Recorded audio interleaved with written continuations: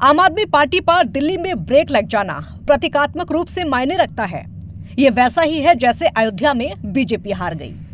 अगर केजरीवाल को जीत मिली तो उन्हें यह कहने का साहस मिलता है कि बीजेपी ने भ्रष्टाचार के मामले में फंसा दिया था, लेकिन अब वो ऐसा कहने के लायक नहीं रहे।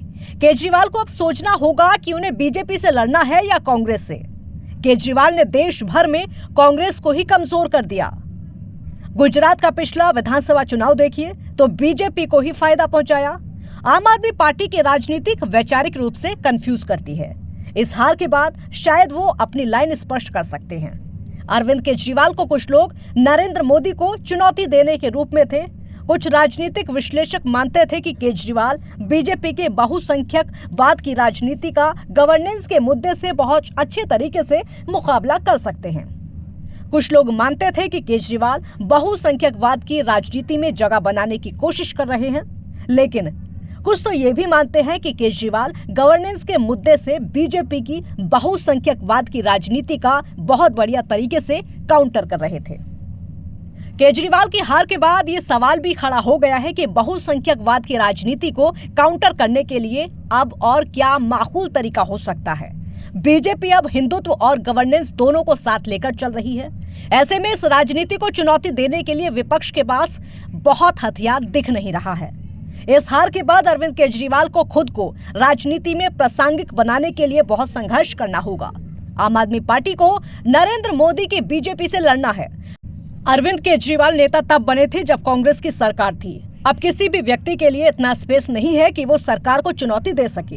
अरविंद केजरीवाल के लिए ऐसे राजनीतिक माहौल में फिर से खुद को मजबूत करना आसान नहीं होगा। 2014 में आम आदमी पार्टी के टिकट से लोकसभा चुनाव जीते धर्मवीर गांधी ने योगेंद्र यादव के साथ पार्टी छोड़ दी थी। अभी गांधी पटियाला से कांग्रेस के सांसद हैं। गांधी कहते हैं कि दिल्ली में हार का असर पंजाब में सीधा पड़ेगा। अरविंद केजरीवाल को पैसे पंजाब से मिलते हैं। दिल्ली में हार के बाद अब पंजाब की आप यूनिट आंख से आंख मिलाकर बात कर सकती है। अरविंद केजरीवाल के दिल्ली में हार के बाद ये सवाल बड़ा हो गया है कि विपक्ष से पीएम मोदी को चुनौती कौन देगा। क्या राहुल गांधी के लिए मैदान खाली हो गया है? अरविंद केजरीवाल की हार से राहुल को फायदा मिलेगा ये कहना मुश्किल है। बीजेपी तो अपनी कमजोरी का भी फायदा उठा लेती है। गुजरात में बीजेपी कमजोर पड़ी लेकिन कांग्रेस नहीं भुना पाई।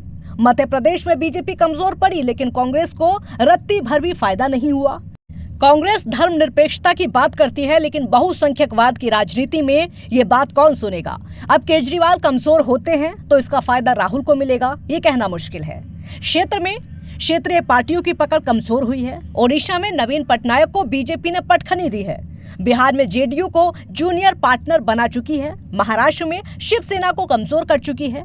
हरियाणा से आईएनएलडी निष्प्रभावी हो गया है। तेलंगाना में बीआरएस कमजोर हो चुकी है और अब दिल्ली से अरविंद केजरीवाल की सरकार विदा हो गई है।